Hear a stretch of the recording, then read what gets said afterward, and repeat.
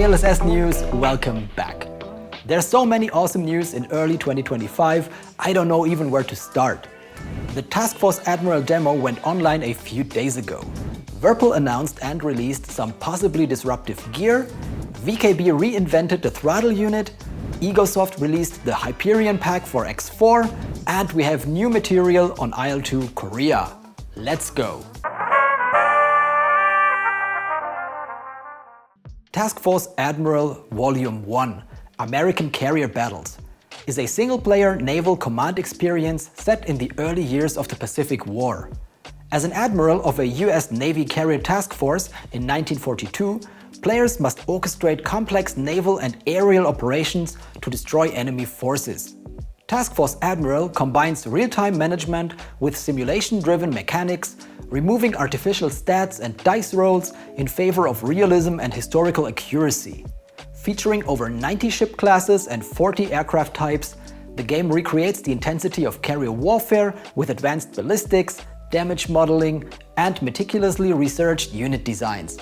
You can command from a realistic flag officer's perspective or a traditional strategic view. A narrative engine delivers both scripted and random events across 30 historical and hypothetical scenarios. There also is a mission builder and a replay system. Task Force Admiral reached a lot of the Kickstarter goals already, including flyable planes and player-controlled ships, along with animated crewmen and controllable anti-air guns. Link, as always, in the description. Next up is the Space STECS from VKB. It's a new grip with a new gimbal mechanism that allows the player to strafe along the X and Y axis just like with a dedicated joystick.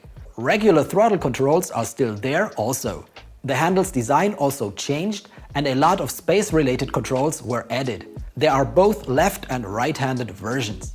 This could either be totally awesome or go horribly wrong, but VKB probably had a good reason for creating this design, so I'm cautiously optimistic. And while we're at it, there's some new Virpil gear. We've got new images of the Aeromax base and grip. Judging from them, we get a low-profile metal gimbal with plastic clutches and a grip that uses tactile clusters as hat switches. If priced competitively, this could be a game-changer in the mid-range desktop flight stick market. They've also announced a set of new pedals.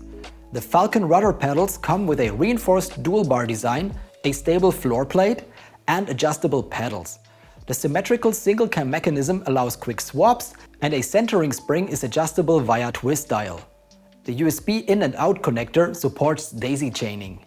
The Falcon pedals will be available for €299 with an optional damper upgrade for €39. In my books, that's some very competitive pricing for what you get. Next up is Egosoft with the Hyperion expansion pack for X4. It's a smallish ship DLC that reintroduces the legendary ship from previous installations of the series, together with some new sectors and music. It's a unique small capital ship with the ability to hold and repair 3 small ships. The new update overhauled the whole flight model, decoupled boost from shields, and added more diversity to the different engines. The DLC is priced at $6.99 and also includes some story missions centered around the Hyperion.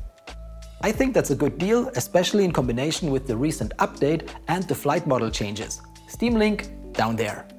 The latest IL2 Korea news didn't only show the P-51 cockpit, which looks absolutely fantastic in my opinion, but they've also talked about the new interface technology. It'll be completely vector-based, so it'll work on flat screens as well as in VR. It's also optimized for HOTAS control with less focus on mouse and keyboard. The vector-based approach also enables the team to display hints and overlays directly into the 3D world. With these implementations, IL2 Korea truly seems to become one of the next-gen flight simulations that don't rely on complicated interfaces from the early 2000s. Well, that sounds awesome to me, because the interfaces usually are one of the biggest problems of classic flight simulations. Subscribe for more LNC space news, and if you're interested, check out my HOTAS overview here. It'll help you select proper gear for you to fly with. Fly safe and see you there.